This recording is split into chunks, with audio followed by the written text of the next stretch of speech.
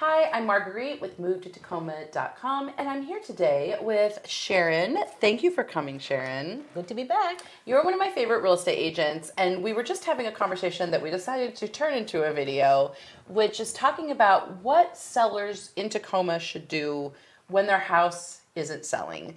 And since this hypothetical seller, like, we don't see you, we can't see your house, we're just going to share what we see. Sharon, what do you want to say to a seller whose home isn't selling right now? So I've been in some of them that are sitting on the market still, and some of the homes are nice, but they're still sitting on the market. So there may be a couple of reasons that I think, it's just my opinion, that they may be that way. In the wintertime, it is harder to sell homes, okay? That's just how things are. They don't look as cute this time of year. Not this time of year. The yards aren't nice and lush. The gardens are beautiful. The grass is not green. So what can you do with the house itself when you open that door? The first thing I would say to a seller is leave the heat on.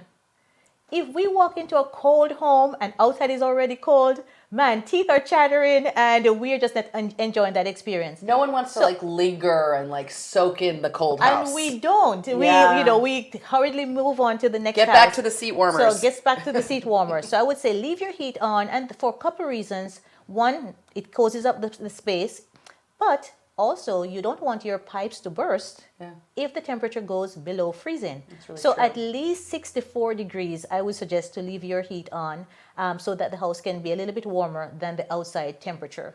The outside temperature and the inside temperature should not be the same when we're looking for a house. The second thing is spruce up a few rooms even if the home is not staged.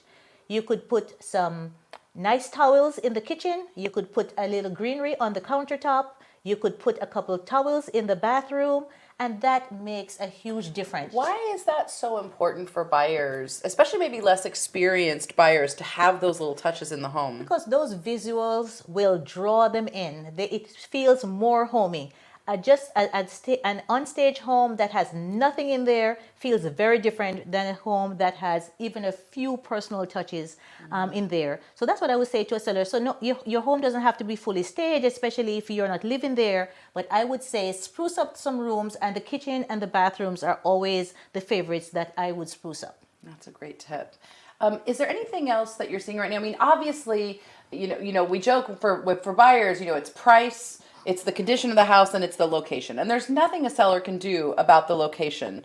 They can do something about the price, and they could do something about the condition. And what are the things they could be doing?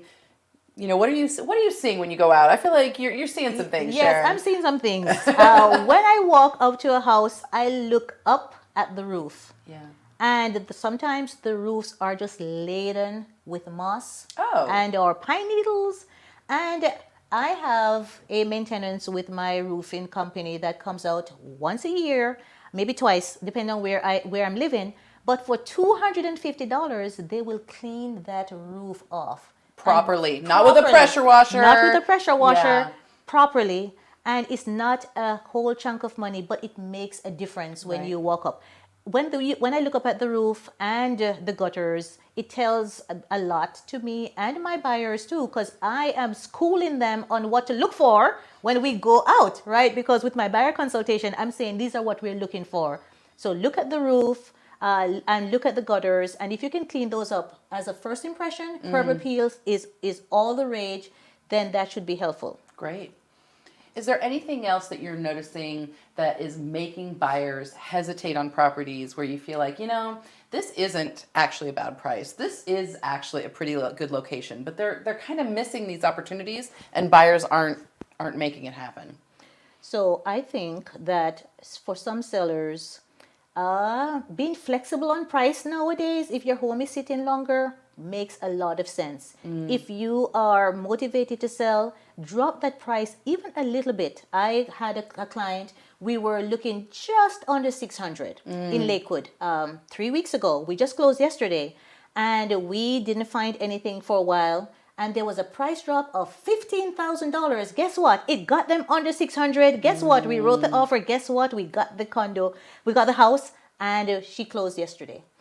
And not all buyers want to make that lowball offer. So you might say, oh, well, we don't want to drop it below 6 because we don't want people coming even lower. But some buyers don't like to offer under at all. It is just what they're qualified for. And in this market with higher interest rates, some buyers are priced out of the higher price points that they would have been last year. But this time, if your house has been on the market 30 days or more and you can tolerate a price reduction, I would say that would be a good thing to do. That's good advice.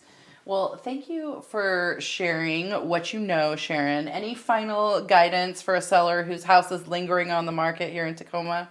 Yes, I would do a home inspection, do a pre-inspection of your home, and look at things that may be called out by a home inspector to see if you can make some repairs. So when you can update your listing remarks, you can say pre-inspection completed, and we can share that with the buyer. That is a really, really helpful tool for lots of buyers to kind of see what's going on with the house beforehand and to see if that they would want to make an offer. And that's helpful for a seller if there's some repairs that they can do to get that house moved and sold.